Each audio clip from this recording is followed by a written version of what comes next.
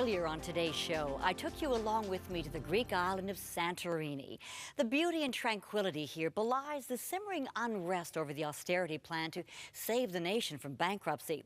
A European Union loan package is helping the economy limp forward, but many will insist it's the spirit of this people, past and present, that will lead the way out of this dark chapter in history. A spirit captured in the dance scene in the iconic film Zorba the Greek. Teach me to dance. Will you? Dance?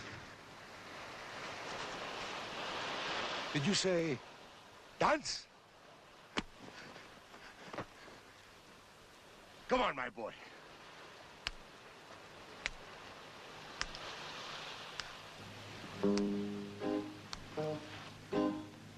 Together.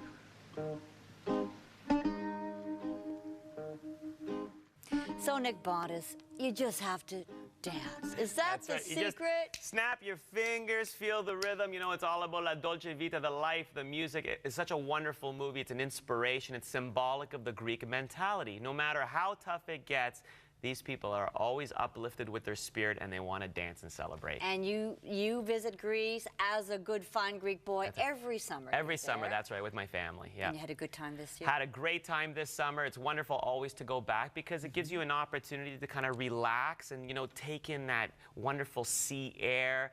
The other thing, too, is for my children, it's much easier for them to learn the Greek language when I basically envelop them in the Greek culture, as opposed to, you know, here in Canada where I have to try very hard to actually have them speak Greek.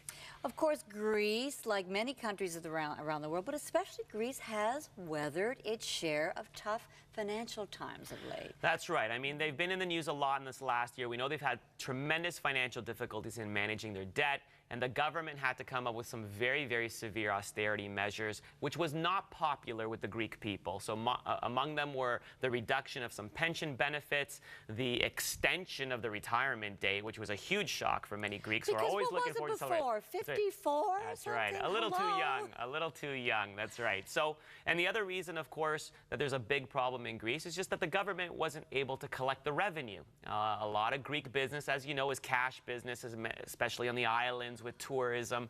And it's very, very difficult, of course, to collect that tax revenue when you have such a cash-centric business in Greece. But the tourists love to come back because the Greek people are so happy, regardless of what's gone wrong or what's happening in the economy. What's the secret to Greek happiness? You know, it's this friendship that they have with tourism. Now, mind you, it's a very, very important part of the economy, tourism, but the Greek people really know how to welcome you into your home. And that's why it's such a wonderful and popular tourism spot, not just for regular folk, but also for students. You know, Greece is typically the last backpacking stop when, you know, young people after high school, after university, go through Europe. They may start in England or France, but they'll typically end in Greece. You know, they have a stop in the Pink Palace in the famous island of Corfu. Very, very popular for young people. And it's also about the amount of fun that they have. The diet and the menu of the food is also very, very popular. Mediterranean food, very, very healthy for you as well. Very, very healthy. Right. We've talked in this series about Santorini and, of course, the Acropolis. Some of your favorite places, or where would you recommend? Well, I'm going to touch on Santorini because it is by far my most favorite place. It's such a magical view when you look on top of the caldera and you're looking down at the volcano and you just kind of imagine, you know, what was it like here, you know, 2,000 plus years ago. They say it was the lost island of Atlantis, so they had technology way beyond their years. But with all those white soapstone buildings on the side of the volcano, it's just a gorgeous place, a magical place. Of course, there's another place in Greece in the mainland called Meteora. It's a very spiritual place where monks over hundreds of years have created these really, really tiny monasteries on the top of these very, very steep cliffs.